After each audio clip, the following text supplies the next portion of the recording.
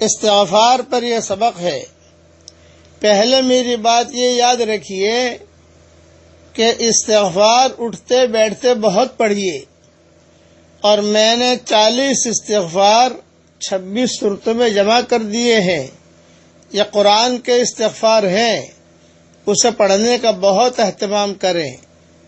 اللہ تعالیٰ قرآن میں فرماتے ہیں، پیارے نبی جی، آپ کے ہوتے ہوئے اللہ کا عذاب امت پر نہیں آئے گا۔ وما کان اللہ لیعذبہم وانت فیہم، اور آپ کی امت جب تک استغفار کرتی رہے گی عذاب میں مبتلا نہیں ہوگی۔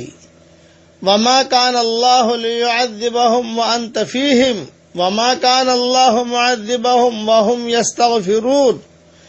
یہ استغفار اتنی بڑی چیز ہے۔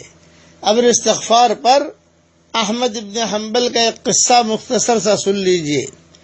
امام احمد ابن حنبل ایک مرتبہ کسی گاؤں میں یا کسی جامع مسجد میں گئے، عشاء کی نماز پڑھی۔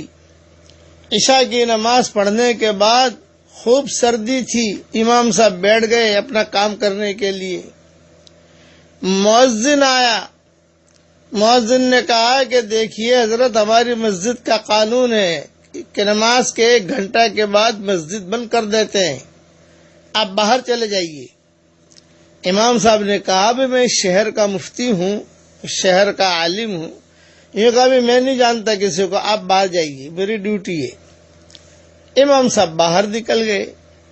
سردی کی رات، پالا بہت پڑ رہا تھا، کہاں جاؤں، کوئی جگہ نہیں، تو باہر جہاں وضو کرنے کی جگہ تھی وہاں جگہ مل گئی امام صاحب کو۔ امام صاحب نے وہاں اپنا مصلی وغیرہ بچھا کر اپنا کام شروع کر دیا۔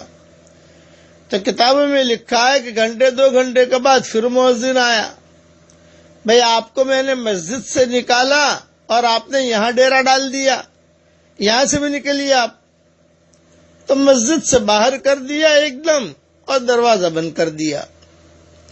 امام صاحب فرماتے تھے کہ موت مجھے دکھائی دے رہی تھی، موت کی آہٹ میں نے سنی ہے، سردی خوب، بڑھاپا، کتابیں ہاتھ میں، کہاں جاؤں، پانی بھی پڑ رہا ہے، بارش بھی گر رہی ہے، بجلیاں بھی چمک رہی ہیں، گرج بھی ہو رہا۔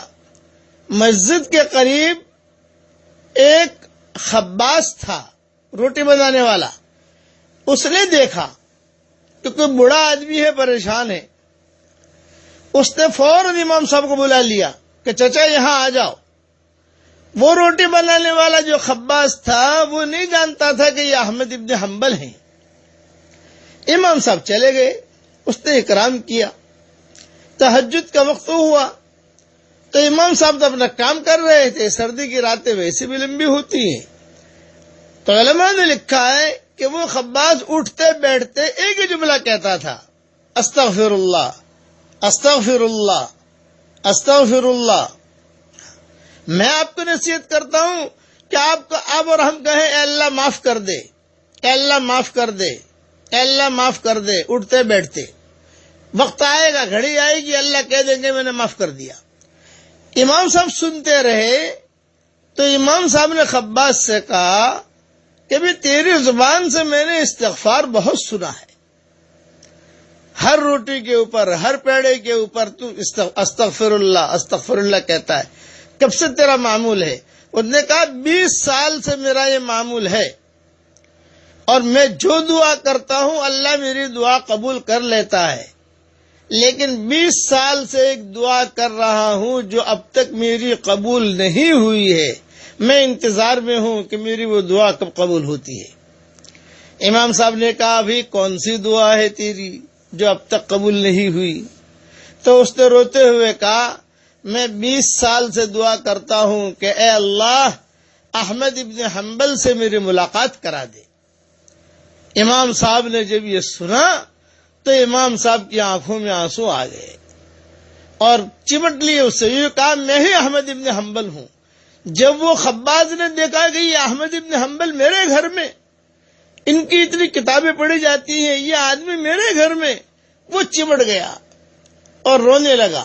کہا 20 سال کا میرا خواب اب پورا ہوا، امام صاحب نے روتے ہوئے ایک جملہ کہا، یا خباز لأجل استغفارک قد جررت الیک جرا شدیدا، اے خباز تیرے استغفار کی وجہ سے تیری طرف دھکے مار مار کے پہنچایا گیا ہوں۔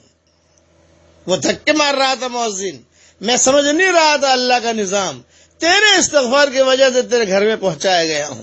یہ استغفار بہت بڑی چیز ہے، اس لیے میرے ساتھ پڑھ لیجئے، استغفر اللہ الذی لا الہ الا هو الحی القیوم واتوب الیہ۔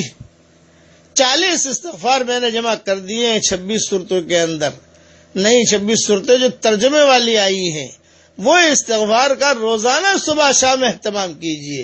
استغفار کی بہت فضیلتیں ہیں، کل انشاءاللہ عرض کروں گی۔ استغفار کی بہت فضیلتیں ہیں، کل انشاءاللہ عرض کروں گا۔ اللہ تعالی ہم سب کے چھوٹے بڑے گناہوں کو معاف کر دے، آمین آمین۔